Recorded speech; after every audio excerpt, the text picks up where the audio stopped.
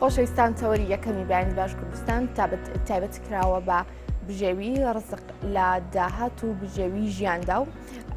گفتوگۆی ڕزق و بژێوی دەکەین چۆن بتوانین بگەین با بژێویەکی ژیانی حەڵاڵ و کە بەشی خۆمان بکات و چۆن بتوانین بەرەکەتی تێبکەوێت چ بکەین بۆی بەرەکەت لە داهاتماندا هەبێت لە ڕزقماندا هەبێت. گفتوگۆی زیاتر لەسەرم بابەتە لەگەڵ مامۆستا دیار شێخ محەممەد مامۆستای زانکۆ دەکەین ئەمڕۆ ڕاستەخۆ لە ستۆدیۆ لەگەڵمان ئامادەیە. مامۆستا بەخێر هاتی. مامۆستاگیان لە یەکەم پرسیارەوە دەست پێ دەکەم دەمەوێت باسێکی ڕزقمان بۆ بکەی بە شێوەیەکی گشتی. بسم الله الرحمن الرحيم الحمد لله رب العالمين وصلى الله على سيدنا محمد وعلى إخوانه من النبيين وآله وصحابته أجمعين وعنا ببركاتهم إلى يوم الدين. إما دو جور رزق معناه رزقي حلال وحرام هذا كان رزق باتفاق هم زانان إلا إمام جصاز نبي جوازي كردوا الله تنها بس حلال رزقه بلقي مجموعة لا بلقى كان ڕزقی حەڵاڵ ئەو ڕزقەیە کە ڕێگاکەی کە بەدواتە چوونی بەدووە ئەەکەیت ڕێگاکان هەمووی حەڵاڵە لەسەر مافی کەس نییە و حەقی کەس ناخۆیت و بەو خاریتەیە ئەچی بەدوای ڕزقەکە تا کە خۆی پەروەردگار بۆی نەخشاندویت بۆی داناویت بۆ ئەوەی تووشی حرام نەبیت و لە هەمان کاتە دوو جۆری کە ڕزقمان هەیە کە ڕزقێکمان هەیە معنەویە و ڕزقێکمان هەیە حسیە. ئەم بەرنامەی جەنابەت باسی ڕزقی حسیتە ئەکرێ کە مادەیە بەڵام معنەویمان هەیە پێک هاتووە لە تەندروست بڵین سیحەت ڕزقە، مناڵی باش ڕزقە، خێزانی باش ڕزقە، ئیمان ڕزقە، ئەمانە پێیانەتێ ڕزقی معنەوی. ئەو ڕزقی کە لەم چەند دقەیە ئەمانەوێ باسیکەین ئەوەیە کە ئینسان هەوڵ بات ئەو ڕزقەی دامەزرێنێ لەسەر چی؟ لەسەر قەناعەت. قەناعەت باشترین هەنگاوە، باشترین کلیلە، باشترین پەنایە و باشترین دیوار و قەڵغانە کە بتوانیت تۆ لادان نەکەی لە ڕزقەکەتە، بتوانیت ئەو ڕزقەی ئەگەر چەنە کەمیش بێت یعنی بتوانی بژێوی خۆتی پێ بەسەر بەریت. بۆیە پێویستە ئینسان کاتێکە مقاومەی ژیانەکات، کاتێکە یەتە ناو جەبهەی ژیانەوە ئەو مەبلەغە یاخود ئەو مەجموعەیە یاخود ئەو هەندەی کە خۆی پەروەردگار بۆی بڕیویتە تۆ چکە لای زانایانی ئێمە و لە شریعەتی ئێمەیە و لە دینی ئێمەیە ئیمانمان وایە کە ڕزق مەقسوومە، چونکە هەموو کەسێک لە سکی دایکە دوای 120 ڕۆژ خۆی پەروەردگار ئەمرەکە بە 4 شت. یەکێ لەوانە ڕزقەکەیەتی کە معلومە، بەڵام باوالت تێبگەین ئەم ڕزقە کە معلومە کە خوای تەعالا دیاری کردووە قەت لە ژیان تا ئەوە نابینی بچیتە سەر با ڕزقەکە کۆکەیتەوە. دابەزینی ئاوا نییە بۆ شێوازەی کە هەندێک خەڵک تێگەیشتووە. هەندێک کەس ئەو بە بیان وەرئەگرنەوەتە هەرچەندێکیان هەبێ ئەڵەن تاوخوا هەر ئەوە نییاوە لەو زیاترم نایەتێ. نەخێر، خوای پەروەردگار جەلە جەلالوهو لە قورئانە قاعیدەی بۆ داناین فەرموویەتی فەمشوو فی مەناکیبیها وەکولوا من ڕزقی. بەڵکو ئەوە لە سوورەتی موولکایە و سوورەتی موولکی سونەتە هەموو شەوێ پێش خەو بیخوێنی. یەکێ لە ئاەتەکانی کەسی ئاەتەم ئاەتێ فەمشوو فی مەناکیبیها وەکولوا من ڕزقی، یعنی بەدوای ڕزقەکەتانە بگەڕێن بەسەر زەویە بگەڕێن و هەوڵ بدەن و ڕزقەکەتان پیا بکەن. بۆیە ڕزق پیاکردن ڕاستە معلومە لای خۆی پەروەردگار بە قەدەرێکی کافی بۆ ئینسانەکانی دابەزاندوە، چونکە خوا ئەفەرمێت بقەدەری ما یەشاء، یعنی بۆ قەدەری کە خوای تەعالا ئەیەوێت،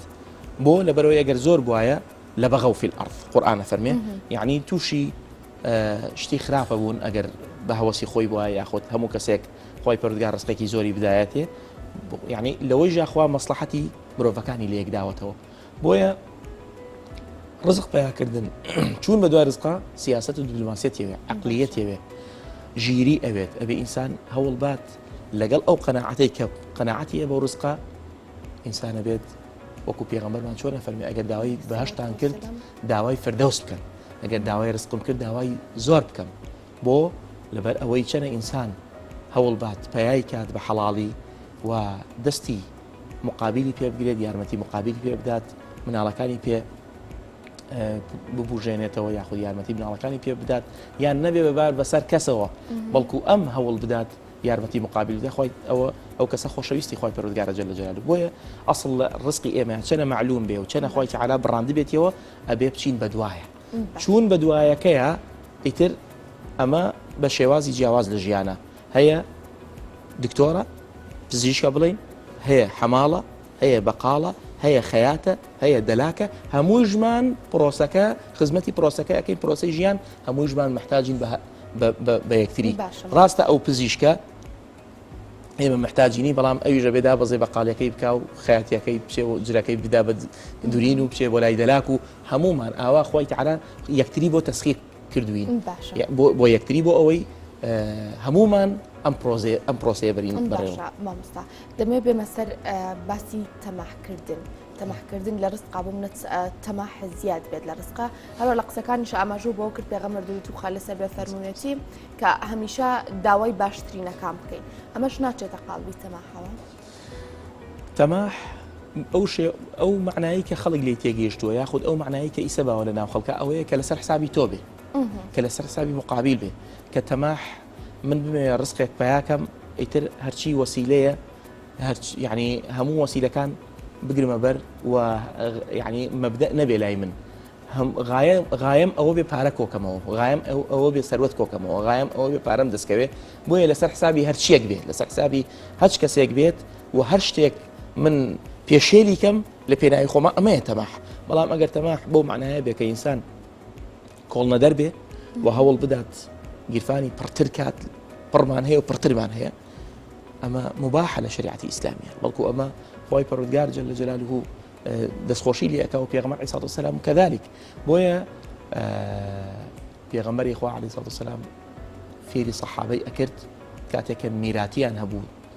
ئەیویست هەمووی دابەشکان نەهێشت ئەی فەرموو ئەگەر مناڵەکانە بە دەوڵەمەندی بێڵیتەوە باشترەوەی لەوەی ببن بە عالە ببن بە بار بەسەر خەڵکەوە بۆیە ئینسان ئەبێ هەوڵ بات وەکووتم تقدمی هەبێ یعنی پێشکەوێ لە ژیانە قورئان فەرمێتی لمن شاء منكم أن يتقدم ويتأخر دەوڵەمەندی تەقدمە بەڵام ئەو دەوڵەمەندیی کە بمەوێت وەکووتم بە حەڵاڵی پێیکەم و لەسەر گیرفان و ملی هیچ کەسێک نەبێت و لەسەر بەرژەوەندی هیچ کەسێ نەبێ بەڵکو خۆم گەیشت بێت بە ئەو پلەیە بەڵکو خۆم هیلاک بوو بم بەڵکو خۆم گەیشتوو بمە ئەم مەرتەبە و پلەیە کە لە قیامەتە حجەیەکم بەدەستەوە بێ خۆی تەعالا کات چکە لە قیامەتە یەک بست ئینسان ڕێناکات و ناتوانێت هیچ کەلیمەیە بڵێ حتا چوار پرسیاری لێ ئەکرێ یەکێ لەو پرسیارانە عن مالیه پارەکەی من ئەین اکتسبه وفيما أنفقه چۆن پەیدای کردووە و لە چی ئاسەرفی کردووە ئێستا تۆ لە جانتاکەتە مەبلەغی پارەیە ئەوە نییە لە شریعەتی ئیسلامیە بڵێ پارەی خۆمە چۆن سەرفیەکەم تۆ مەسئولی بەرامبەر ئەو پارەیە چونکە ڕاستە تۆ ئەم پارەیە لە گیرفانی توایە لە جانتای توایە مەسئولی یەکەم وخاوەنی یەکەمی خوایە پێداوی جەل جەلاله ڕائیسە تۆڵی من دوو دەستم هەیە دوو قاچم هەیە خۆم چوون بەدەمیەوە ئەم دوو دەست و دوو قاچەکەی پێداوی مەگەر خۆی پەروەردگار پێی نەداوی لە هەمان کاتە کەسانێکمان هەیە کەم ئەندامن کەسانێکمان هەیە خاوەن پێداویستی تایبەتن ئەو نیعمەتەی کە تۆی تیای ئەو نیەتی جا بۆیە لە ئەسڵا خاوەنی پارەی حەقیقی خۆی پەروەردگارە بۆیە فەرمێ لە قورئانە وآتوهم من مال الله الذي آتاكم لە پارەی خودایان بدەنێ کە پێیداون بۆیە هەمومان مەسئولین لە قیامەتە ئەبێ حجەیەکی قیامەتت هەبێ نابێ لەسەر بەرژەوەندی هیچ کەسێ بێت تەماح ئەوەیە کە ملی خەڵک بشکێنم لەسەر حسابی گیرفانی خەڵک بێت و وەکو وتم هیچ شتێک لای من مهم و گرنگ نەبێ ئیلا ئەو پارەی خۆم نەبێ ئەمێ تەماح ئەمما تەماح ئەگەر ئەوە بێ کە من هەوڵ بدەم زیاتر هەوڵ بدەم کاتم زیاتر سەرف بکەم لە پێناوی ئەوەی کە پارەیەکم دەستکەوێ زیاتر خزمەتی خێزانەکەمی پێ بکەم زیاتر خزمەتی کۆمەلگاکەمی پێ بکەم لە خزمەتی خاک و خەڵک و خوایە بم ئەمە خۆی پەروەردگار پێی خۆشە باشە مامۆستا لەسەر ئەوەی کەوت لە هەر لە کۆرپەی و لەسکی دایکماندا ئێمە ڕزقمان ملیکێکە لەوانی کە بۆ مانووسراتەوە و معلومە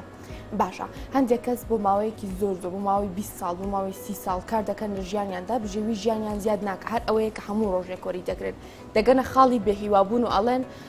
تەواو من ئەگەر ئیشەکەش نەکەم خۆی گەورە هەر ئەو ڕزقەیەکە بۆ منی نووسیوە کۆڵ ئەدات ئەمە ئەبێتە هۆی گۆڕینی ئەو ڕزقەی کە بۆی نووسراوەتەوە یاخود چۆن کەم دەکات زیاد دەکات یعنی ئەگەر بەگشتی لە قسەکانی وەرگین بەگشتی وەریگینە قسەکانی ڕاست بەڵام تەفسیرەکەی هەڵەیە پیاوێک هاتەوە ماڵ سەیری کرد هیچ علاقەیەکی بەدەستەوە نیە و هیچ پارێکی پێ نییە سەیری مناڵەکانی خەویان لێکەوتووە وتی ژنەکەەوە نوێژیان کرد اینجا خەوتمتیان وتی نەوەڵام نوێژی چی خەویان لێکەوت ببێ ئەوی نوێژ بکەن وتی هەڵیان سێنە وتی آخر هەڵیان سێنم تۆ هیچت نێناوەتەوەوان پرسیان وتی هەڵیان سێنە قورئانە فەرمێت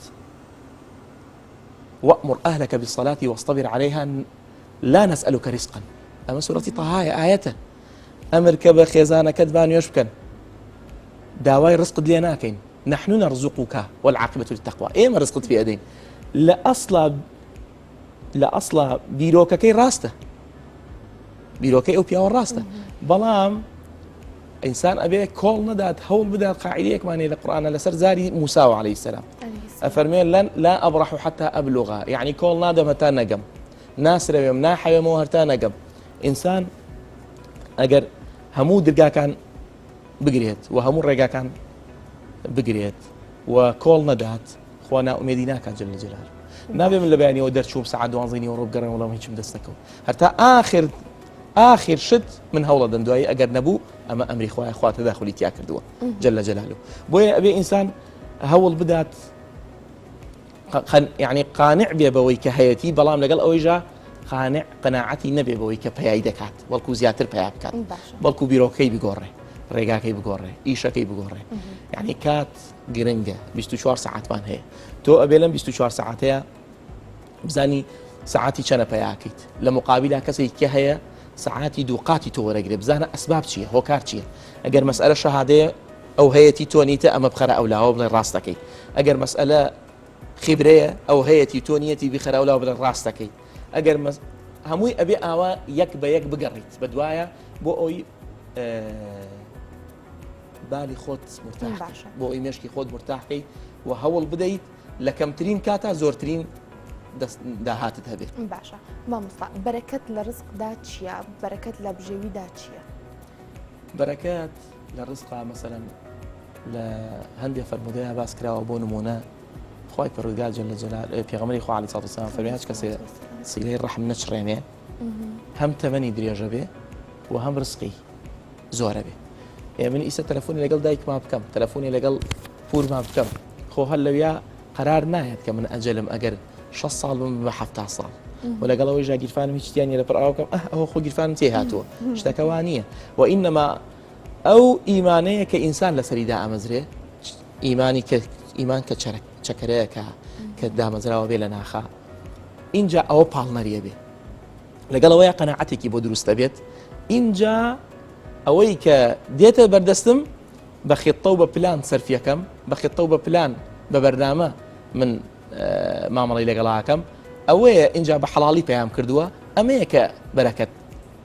بەرەکەت دارە بێ ئەمما ئەگەر وا بزانی پارە بە زۆریە نەخێر بە زۆری نییە و ئینەما بۆیە پێغەمبەر عەلەیهی سڵات وسەلام فەرمێ ما نەقەسە مال من صەدەقە یعنی پارەکەم نابێتەوە لە بەخشین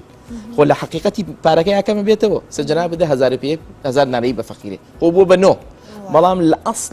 لە حەقیقەتە ناردووتە بۆ لای خوایەک جەلە جەلالوه کە ئەمە پێغەمبەرمانە فەرمێ وەکو بەچکەیەک بۆت بەخێوەکات یعنی ڕاستە تۆ نیتە ببەخشیت بەڵام خۆ ئەتوانی لە کەم ببەخشیت لەولاوە پارەکە ئیستیقبالت بکات لە قیامەتە پارە پیاکردن هەیە نییە بەڵام ئیستیقبال هەیە پێغەمبەری خوا فەرمی عەلەیهی سڵات وسەلام هەر یەک لە ئێمە لە ژێر سێبەری بەخشینەکەیەتی همو ئیماندارێک تحت ظل صدقته يوم القيامة لجير سيبري كواتا استقبالتك بويا بركتي پارە چییە ئەوەیە کە قەنوع بی بەوەی لە گیرفانتایە ئەگەر زۆر بێ ئەگەر کەم بێ یعنی بە پێی ئەوە تۆ مامەڵە بکەی بە پێی ئەوە ئەم قەناعەتە لە هەوڵدان ناتوەستێنێت ئەم قەناعەتە لە هەوڵدان ئێمە وتمان قەناعەت ئەبێ لە کەیفیەت و ماهیەتی شتەکەیا بێ نەک قەناعەتم هەبێت لە ئیبتیداوە لە سەرەتاوە وەڵام من بۆم بڕاوەتەوە ئیتر نابێ حرەکە بکەم بابە پێویست ناکە هەرخوا ئەینێرە جەلە جەلالوه خۆ لە خودی خۆیان ئەم بیرۆکەی وتم ڕاستە چونکە خوا کەس ناومێد ناکە ئەو نە ئیمانی پێی هەبێ بەڵام لەگەڵ ئەوەیجا خوا حەزی بە ئینسانێکە کە ژیر بێت حەزی بە ئینسانێکە کە عەقڵی بخاتە گەڕ حەزی بە ئینسانێکە کە بۆیە عەرەب بەڵێ منك حركة ومن الله البركة يعني حركات لتو خوي تعالى بركتك أنيري بلام تو هردانيش تبي تصورك نوح عليه السلام تربية عقد بو نو صوب 50 صال یان 1000 ساڵ داوای کرد اینجا لە دوایە وتی خوایە هەڵاوگێڕیکەی خۆخوا قادر نییە بە یەک ئەمر هەڵ وتی بڕۆ کەشتی دروستکە بە 15 ساڵ کەشتی دروست کرد بەس خۆشی بوو وما ئامنە معه إلا قليل هەندێک یەکەم لەگەڵ یا ئیمانی هێنا بوو 12 نەفەر بوو لە تەفسیرەکانەوە ئاڵێ حتا مەلائیکەدا بەزی و یارمەتی داوە نوح عليه السلام بە تەنها خوا ئەمری پێکردو بچە کەشتی حەزی لە ئینسانی تەمبەڵ و تەوەزل نییە خوا حەزی بە ئینسانێکە جوهدی هەبێ ئەصحاب الكهف ڕایان کرد وتیان هەیە لەنا من ئەمرینا ڕەشەدا خوایە ڕێگایەکمان بۆ ببینەرەوە خوا فەرمووی فەئوی لە الكهف کەهفەکە زۆر دوور بوو لە گەڕەکەیانەوە لە منطقەکەیانەوە لە شارەکەیانەوە بە پێ چەند 3-4 ڕۆژیان پێچوو تا گەیشتنە ئەو ئەشکەوتە بۆیە خوا حەزی خۆخوا قادرە هەر لەوێ لە ژوورێکا بیان شارێتەوە کەسیش نەیان بینێ خوای تەعالا حەزەکات ئینسانەکان بجوڵێت مامەڵە بکەن بچنە دەرەوە حرەکەیان هەبێ ئاو لە شوێنێکا بێ بۆ گەنەکە ئەبێ ئینسان لە شوێنێکا بێ ینی وەزعی خراپە بێت بۆ هەر بێنێتەوە بۆیە بێ هەوڵ بدات وتوان ئەو قەناعەتە تەئسیر لەوەی نەکات چۆن پارە پیا بکەم و چەنە پیا بکەم قەناعەت بەوەیە کە ئەوەی لە گیرفانمایە چۆن سەرفی بکەم و چۆن مامەڵی لەگەڵا بکەم و ڕازی بم بەو ڕۆژەی کە حرەکەم تیا کردووە بەوەی کە دەستم کەوتووە دوو سایق تەکسیمانەیە لەگەڵ ڕێزما بۆ سایق تەکسیەکان یەکێکیان لە بەیانیەوە تا ئێوارە لەوانەیە دوو کەس هەڵگرێت 20,000 مثلا کەسی دوو هەمیش هەر 20,000 هەیە بەڵام بە 10 تەکسی تایەکە لەوانەیە 10 تەکسی هەمووی 2000 یاڵا 20ەکەی بۆ ئەمە کاتێکی زۆریە بێ کەسەکە کە دوو کەس لەگەڵ خۆیان هەڵەگرێ بە 20ەکە خاتە گیرفانی بەڵام ئەم فەقیرەیکیان لەوانەیە لە بینی کەسێک و کەسەکانی سەعاتی هەبێ سەیری چۆنە مەسئلەکە بۆیە هەردووکیان مەطلوبن سلفیان لیاوە هاتوونە دەدرەوە بۆی ڕزق پیاکەن فکەواتە تەماح و ئەو مەسائلانە لەوایە نییە بەڵکو لەوایە مەبەستم قەناعەتە لەوایە کە ئینسان هەوڵ بدات ئەوەی کە پایەکی قانع بێ پێی بەڵام باشترین جهد سەرف بکات باشترین توانەکانی سەرف بکات باشترین لە کەمترین کاتەوە کوتم زۆرترین مەبلەغی دەستکەوێت باشە مامۆستا هەندێک جار کەسەکان تووشی ترس دەبن بۆ نە فرسەتێکێت یاخود هەلێکێتە بەردەستیان کە دەزانن سوور دەزان کە لێرەیە قازانج دەکەن بەڵام ئەڵێم وازم لێ بێنە من لە خانووی خۆما دانیشتوم لە ماڵی خۆمدا دانیشتوم ئەوە من ناوێت ئەمە ڕەتکردنەوەی ڕزقی خوددا نییە کە بۆ کەسەکەی ناردووە ئەمە طبعا تۆ ژیان وا پێویستە ئینسان لە حەسەنەوە بچێ بۆ ئەحسەن لە باشەوە باشتر لە جوانەوە بۆ جوانتر لە چاکەوە چاکتر بەڵام خۆ لە چاکەکەی ژا ئەو بمێنێتەوە خۆی ێزانێ بەڵام ئەگەر لە من پرسیت و لە شریعەتی ئیسلام پرسی شریعەتی ئیسلام ئەڵێ تا ئەو پەڕیحەت تۆ هەوڵ بدە خۆشە مسلمان و ئیماندار لە شوێنی باشا بێ حاڵ و گوزەرانی خۆش بێ ئیکتیفا نەکا بەوەی کە بۆ نمونە وەکووتم ڕۆژانە داهاتێکی کەمی هەیە وەختێکی زۆری سەرفەکە بەڵام ئیشێکی باشتر هاتوتە ڕێ بەڵام لەبەرەوەی حاڵم باشە ناچم بۆ ئەوە نە ئینسانە بێ هەموو شتێ دیراسی بکە ئێمە 5 شت مەحرومی لێی زانایانە فەرموون یەکەم پەروەردە دووهەم سەقافە سێهەم تەخطیط چوارهەم تەنظیم پێنجەم تەنفیز ئەبێ ئینسان خطەی هەبێ بۆ ئیشەکەی و ڕێک و پێکی کە تەرتیبی کە اینجا تەنفیزی کە ڕاستە ئەو کەسە کە لە چەند ساڵە ئەم ئیشە ئەکات پارەیەکی کەمی دەسەکەوێت بۆ نمونە قەناعەتی هەیە بۆ مەسئلەیە بۆ ڕۆژانەی ئەگەر نەزانێ عاقیبەت و مستەقبەلی ئەم ئیشەکەی چۆنە وەڵام بمێنێتەوە باشترە بەڵام ئەگەر باش دیراسەی کات و جوان بچێتە ناو ئیشەکانەوە و باش پرسیار بکات و باش خوێندنەوەی بۆی هەبێ نەوەڵا با بەجێ بێرە لە باشتر و لە باشەوە باشتر لە چاکۆ بۆ چاکتر چونکە ئینسانە بێ كيس وفطن به پیغمبر بان فرميتي عليه الصلاه والسلام كيس وفطن يعني زيرك به يعني عاقل به يعني جير به يعني ام جيانا اوايا پێویستی بە کەسی خۆیەتی مقاومت هەبێ بتوانی ئەم ژیانە بریتە سەر بە باشترین شێواز بە جوانترین شێواز بۆ ئەوەی دائما تۆ لە پێشابیت دائما لە سەرکەوتوبی دائما لە وەکوتم لە پێشەوە بتبینن نەک بگەڕیتەوە دواوە یان لە دواوە ببینریت باشە مامۆستام لەسەر هەر لەسەر بەرەکەت بمێنمەوە بۆ نمونە لاوانەیە خێزانێکی دوو کەسی دوو کەسی دانەیەکی مانگانە 500,000 وەرگێت دانەیەکی ملیۆنێک وەرگێت بەڵام تەماشا دەکەیت کە ئەو کەسێ ملیۆنەکە وەردەگرێت هێندەی 500,000ەکە بەشیشی ناکات ئەمە ئەگەڕێتەوە سەر پلان یاخود بەرەکەت یاخود عیبادەت لە ڕزقەکەدا مادەم هەردووکیان حەڵاڵە مسألة بلان وسەرفکردنەکەی مسألة بلان و بەرنامە ڕێژیەکەیە بەرنامە بۆ دانەکەیەتی ئەم 500 ئەزانێت چۆن سەرفکە ئەم ملیۆنیە ئیسرافی هەیە زیادە ڕەوی هەیە پیاوێک هاتە لای حەسەنی بەسری وتی مانگانم 3 دینارە بەشم ناکە وتی مانگانم 3 دینارە بەشم ناکە وتی بیکە بە دوونی وتی مناڵم 3 بەش وتی بیکە بە دوونی کردی بە دوونی وتی بەشم ناکە وتی بیکە بە دوو کردی بە دوو وتی باشە وتی ڕزقی تۆ دووە سێنی ئەو دینارە دووەکەیژە خوات بۆیە ئەم ملیۆنە لەگەڵ ئەو 500ەیە من ناڵێم بەس ئەڵێم با هەردووکیان نەک ملیۆنە 2 ملیۆنان هەبێت بەڵام بە بەرنامە تۆ لەگەڵ ئەوەی ژا کە بەرنامەت هەیە پێویستە جزئێکیش دانی بۆ نەخۆشی جزئێدانی بۆ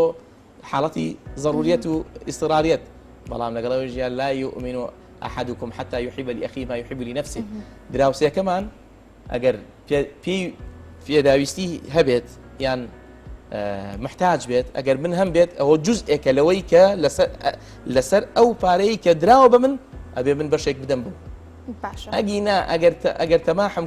کردە ئەو یارمەتیم نەدا خوا حەسەکەی ئەوم لێ ئەسەنێتەوە بە ئینسان ئاوا بوو چونکە تۆ یارمەتیە ئەیدەیت یعنی ئێمە هەمومان ئاگرە سوورە لە خۆم دوورە ئەمە زۆر غەڵەتە ئەگەر ئاگر سوور بێ قەت دەخۆ دوور نیە ئەیبینی کەواتە ئێمە وەکو تەزبیحێک وین وەکو زنجیرێک وین هەمومان دەستمان بەدەستی یەکەوەیە هەمومان محتاجی یەکترین ئەبێ هەمومان گیرفامان لە خزمەتی ئەوی کە یابێ دراوسێکە خزمەکە کەسەکە ناسراوەکە دۆستەکە خۆشەویستەکە ڕەفیقەکە ئەبێ یارمەتی یەکتری بدەین من ناڵێم 500ەکە باشتر لە ملیۆن یعنی حەزەکەم بینەر و بیسەری بەڕێز ئەو بە خراپی لە من تێنەگەن ئەڵێم ئەم 500 پلانی هەیە ئەزانێت چونکە 30 ڕۆژجارێ 500 وەرەگری ئەزانێت چۆن سەرفێکە ملیۆنەکە گوێ نایەتێ 500 زیاترە دراوسێکەی ئەو بەرنامەی کە ئەم بۆی داڕشتووە بۆ داهاتەکەی ئەم گوێ نایەتێ بۆ نمونە ئەگەر کات هەبێت بۆ نمونە 500ەکە بۆ هەموو شتێ حسابەکات ئێخۆ ئەوە چروک نییە ئەوە ڕزیل نییە بەڵام ئەوێ لە دەرگای کەس نەدات لەسەر و 500ەکەەوە قەرزار نەبێت بەڵام ملیۆنەکە ناتوانێت 100,000 پاشەکەوتکە بۆ ئەوەی لە کاتی پاشەکەوتی حکومەتا پاشەکەوتێکی هەبێ بیخاتەوە جێ ئەوە چونکە ئینسانە بێت لەو مەبلەغی کە لە گیرفانیایەتی بتوانێت مامەڵی لەگەڵا بکە ئیسا تەرەبەیەکی قسمی داخلیمان هەیە بۆ نمونە لە زانکۆ مانگانەی 5,000 لە باوکیەوە تەلەبەیش بانەیە 200,000 ئەبێ ئەم 5 خۆی بێنێتە پاڵ 200ەکە و تەسیریژی لێ نەکا وەکو 200ەکەش مامەڵە بکات ئەبێت دابەشێکا بەسەر مەسەلەکانە نەوەک داهاتوو مانگی داهاتوو باوکی 50 باتێ ئەبێ ئەو 25 پڕکاتەوە لەبەرەوەی فراغ نەکەوێتە ئیشەکانی لەبەرەوەی خەلل نەکەوێتە کارەکانی باشە مامۆستا زەکات دان لەو پارەی کە هاتە لە ماڵدا هەروەها ڕەزیلی و چاچنۆکی لە تاکەکاندا تا چەنە کاریگەریە لەسەر ڕزق و هەروەها بەرەکەت لەو ڕزقی کە خوای گەورە بۆی دیاری کردو لە هەموو لە عاقڵەکان پرسیار کە هەرچی ئەوەی کە ئەهلی پرسیار بێ بڵێ کەسێک ئێمە باسی ئیماندارەکەم بڵێ کەسێک ئەگەر خوایەک بەم جوانی و قەشەنگیە دروستی کردو دوو قاچی جوان ڕێک و دوو دەستی ڕێک و دوو چاوی سەحری پێداوە دەموچاوێکی جوانی پێداوە باڵایەکی بەرز هیچی نەدویستوە لە تۆ ئەگەر ڕۆژانە بیوتە 300 بخەرە ئەو کونەوە چی دەکرد هیچی نەویستوە لە تۆ خوای پەروەردگار جەل جەلاله تەنها ئەوەیە ئەڵێ مەبلەغی پارەت کە پیا کرد لە 100 دوونی بدە بە فەقیر ئەگەر بیوتانەوە 7 بیا بە فەقیر و دوونی هەڵگرە بۆ خۆت پارێکی زۆر ڕئیل و کەمی داناوە بۆیە تۆ لە هەموو کەسێ پرسیارکە بڵێ ئەم خوایی کە ئاوا بەم جوانیە دروستی کردویت و هیچیژی نەویستوە لە تۆ ئایەک و مافی خۆی نییە داوای ئەم زەکاتە کەمەت لێ بکا بۆ ئەوەی فەقیر و دەوڵەمەند ئاوای لێبێ لە زمانەی عومەری کوڕی عەبدولعەزیزە کە خلافەکەی 2 مانگ و 2 ساڵ و 6 مانگ و 13 ڕۆژ بوو فەقیر و دەوڵەمەند ئاوای لێ هات لە ئاخر ساڵا پارە کە زۆری نەگرت چونکە وتی کێ ژنێناو باش نی بۆ بێنم لەسەر بەیتولمال کێ قەرزارە با قەرزەکەی بێنەوە کێ حەز لە حەجەکە بچێت بۆ حەج لەسەر بەیتولمال هەمووی ئەمانەیان کرد کێ قەرزارە قەرزەکەی بۆ درایەوە پارەیان ئەڕشت فەقیر نەبوو هەڵیگرێت بۆ لەبەر ئەوەی مافی فەقیر درابوو ئیستەکە فەقیر هەیە دەوڵەمەندەکان دوو جۆرن یان هەر زەکات دەرناکەن یان ئەوەی زەکات دەرەکە بەرنامەی نییە بۆ زەکاتەکەی بە 100,000 و نیەکات 100,000 چییە لە مەذهەبی ئیمامی ئەحمەدا بێت تۆ ساڵێک بدەیت بە فەقیر بۆ ئەوەی تێریکەی ئەو ساڵی تر پرسیار نەکات یان دەریکەی لەو فەقیریە بیخەیتە چی بیکەی بە دەوڵەمەند عەرەبانەیەکی بۆ دانێ سەتوتەیەکی بۆ دانێ سینیە گوڵە بڕۆژەی بۆ دانێ بیف ئەپێ بە دەوڵەمەند ئەویش لەبەرەوەی ڕۆژانە 10,000 پیاکە ئەتوانێت سەدەقە بدات اینجا هێتە ڕیزی خۆی دەوڵەمەند چییە دەوڵەمەند بەوەیە کە سەدەقە ئەدا نەک دەوڵەمەند بەوەیە کە يحسب ماله جمع مالا فعدده يحسب أن ماله أخلده جمع مالك أو دەوڵەمەند نییە ئەوە ئەسیری مالە گیرفانی بۆ هەڵە دوورێ قاسەی بۆ ئەکات بەخێویەکە ئۆتویەکە کە چرچە بێت ئەمە بەخێوکردنی پارەیە بەڵکو تعس عبد الدينار تعس عبد الدرهم پێغەمبەر ناوینەوە بە عەبدی پارە پیاوی دەوڵەمەندی حەقیقیەوەیە کە دەست خاتە گیرفانی عرقی بۆ ڕشتووە ئاخر زۆر زەحمەتە عرق بڕژی پارەکە بکەیتەوە بیدەی بە مقابل ئەمەیە دەوڵەمەندی حەقیقی بۆیە ئەم مەسئلەی پارەپیاکردنە و زەکاتدانە حەقێکی زۆر کەمە ئەبێ ئینسان بیدات ئەمەیە تەئسیرەکات لە ڕزقەکەت داهاتوو پرسیارەکەی جەنابە ئەوە بوو ئایا ئەگەر زەکات نەدەیت بەرەکەت ئەمێنێ ئایا ئەگەر سەدەقە نەدەی بەخشین نەدەی یارمەتی نەدەیت نەخێر بە پێچەوانەوە زۆر تەکید بە هەچ کەسێ دەستی مقابل نەگری و مافی خوددا نەدات چونکە زەکات ڕوکنێکی ڕەکینی ئەم دینەیە بوونیە الئیسلام على خەمس ئیسلام بیناکراوە لەسەر پێنج شت دوای نوێژ زەکاتە لە قورئانە 82 جار بەیەکەوە هاتوون نوێژ و زەکات بۆیە ئەم دوو خوشکە بەیەکەوە 82 جار هاتوون بۆیە هەچ کەسێک زەکات نەدا طبعا تەسیرەکان لە ڕزقەکەی تۆ هەموو ڕۆژێ خوا ئەیدا ئەڵێ خۆم عەبدەم خۆم ڕۆژانە ئەیدەمێ هەر ئەڵێ نییە هەر ئەڵێ کەمە وەڵام جارە بەدڵی خۆیان لەگەڵاکەم ئەم جارە نایدەمێت خۆ هەڵێ نییە ئیتر یعنی ئینسان ئەبێت هەوڵ بات باشترین ماف بدات بۆ ئەوەی زیاتر کات بەس نەک ئەوەی خوا تاقیکەیتەوە وەکو وتم پێغەمبەر فەرمێت لە بەخشین پارەکەم نابێتەوە نابێ بڵێم ئادەی با هەزار بمزانم یێتەوە جێی ئەمە تاقیکردنەوەی بۆ خوا بەم جۆرە تەسەڕوف ناکرێت لەگەڵ خوای پەروەردگارە مامۆستا دیار شێخ محەممەد مامۆستای زانکۆ زۆر سپاس بۆی ئەمڕۆ لە ستۆدیۆ لەگەڵمان ئامادەبووی سپاس بەوەی کار لەگەڵمان بووی لە پرۆگرامەکەدا